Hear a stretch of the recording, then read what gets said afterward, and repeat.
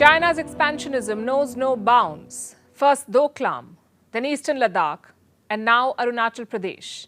China has launched a new campaign to provoke India. It is renaming parts of Arunachal Pradesh. Arunachal Pradesh is a state in India. China is targeting 11 places in this state. It has issued new names, Chinese names, for these places. And India has hit back with a sharp response. This episode began on Sunday. Chinese Ministry of Civil Affairs released a list. It had 11 places with a map. All these places are in the Indian state of Arunachal Pradesh, and China is claiming all of these as Chinese territory. Beijing says these places are part of what it calls southern Tibet. It has a Chinese name for Arunachal Pradesh. Beijing calls it Zhangnan. And the new Chinese map, the one that was released on Sunday, shows most of Arunachal Pradesh. It has 5 mountain peaks, 2 land areas, 2 residential areas, and 2 rivers. One of the towns on this list is close to Itanagar. Itanagar is the capital of Arunachal Pradesh in India. So China is taking claim by giving Chinese names to Indian towns. And this is not a first. The Chinese have tried this before. In 2017, the Dalai Lama visited Arunachal Pradesh. China did not like it. It retaliated with a list with Chinese names for 6 Indian towns or regions.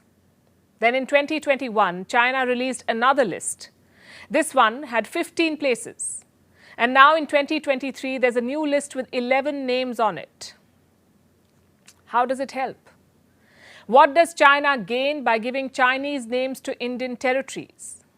It's a way to build pressure. It's a way to needle India. And China's justification is unbelievable. It says it's just standardizing geographical names. I have a copy of the Chinese notification with me, the one that sparked the latest row. Listen to what it says. According to the relevant provisions of the State Council on the Management of Geographical Names, China's Ministry of Civil Affairs, together with relevant departments, has standardized some geographical names in southern Tibet. The third batch of supplementary place names for public use in southern Tibet, 11 in total, is now officially announced. It's a carefully worded statement. And it has one clear takeaway. This order came from the top. China's top leadership is the driving force behind this. And how did we reach this conclusion? Because this is a formal official order released by China's Ministry of Civil Affairs, and this is in line with instructions from China's State Council. The State Council is the cabinet of the Chinese government. So I repeat, the decision came from the top. And China has made a unilateral declaration here. It violates India's sovereignty. What is India's reaction? New Delhi has issued a firm statement. Here's what the Ministry of External Affairs in New Delhi said, and I'm quoting, "This is not the first time China has made such an attempt. We reject this outright. Arunachal Pradesh is, has been, and will always be an integral and inalienable part of India. Attempts to assign invented names will not alter this reality." So that's a clear message from New Delhi.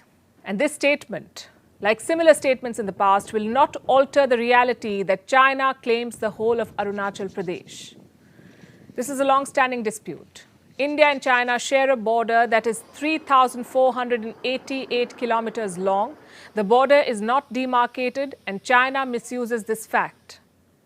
There are repeated flare-ups. The border is divided into 3 areas: the western sector, which is around Ladakh, the middle sector that covers Himachal Pradesh and Uttarakhand. Tibet is on the other side of this boundary, that's the middle sector. And the third area is the eastern sector, around Arunachal Pradesh and Sikkim. And this is the area, the eastern sector, that we're talking about today. Now, time for a quick history lesson. The boundary in the eastern sector is called the McMahon Line. It is the de facto border. It was drawn in the year 1914 during the British Raj. I'm talking about the famous Shimla Convention. That's when leaders from Britain, China, and Tibet met. The convention was called to settle the boundary dispute. At that time, Tibet was still free, and China was trying to push its claims on the region. India was still under the British rule. This is 1914.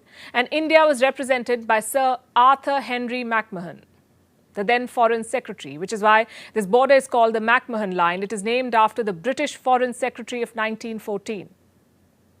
So in Shimla, they presented a proposal to resolve the border dispute. But China refused to sign it. Because China said it owns Tibet. and that Tibet had no independent authority to enter into international agreements. China did not like the fact that Tibet was being represented as a separate entity in this convention. But Tibet was there, and the draft was signed by two of the three parties. China did not sign it. The British government that ruled India signed it, and the Tibetan government in Lhasa also signed it. The Tibetans were represented by a man called Paljor Dorje Shatra. He was as good as their prime minister. And China objected to all of this, specifically to the status of Tibet. But China did not object to the McMahon Line, and this is very important. For 45 years, the Chinese never raised any formal objections to the McMahon Line. Then in 1959, they shifted abruptly. China's prime minister at the time was Zhou Enlai. In 1959, he wrote a letter to Indian Prime Minister Jawaharlal Nehru. Listen to what he said in that letter. This is the Chinese Prime Minister saying, the so-called McMahon Line was a product of the British policy of aggression against the Tibet region of China and has never been recognized by any Chinese central government and is therefore decidedly illegal. And this is the origin of China's claims on Arunachal Pradesh, a flawed interpretation of history, a version that suits China's expansionist agenda. During the 1962 war, Chinese forces crossed the McMahon Line. They made deep inroads into India, but then they also retreated after announcing a unilateral ceasefire. And now, almost 6 decades later, China is reigniting the dispute. It is changing names and staking claim to Arunachal Pradesh, and the timing is typical. Every time there's an important engagement with India, the Chinese side provokes. And this month, India is hosting the defense ministers of the SCO, the Shanghai Cooperation Organization, the SCO. Both India and China are members, and this year, India holds the rotating presidency of this group. China's defense minister is expected to attend the meeting in India, and the Chinese side is playing its old games. The question is, what should India do? Should India reconsider the invite? Or should it host the Chinese and confront them with their claims? Whatever India chooses to do, one thing is certain: silence won't help. China sees silence as a sign of weakness, and it only understands the language of strength. So India should use its presidency and its global clout to call out China's provocations.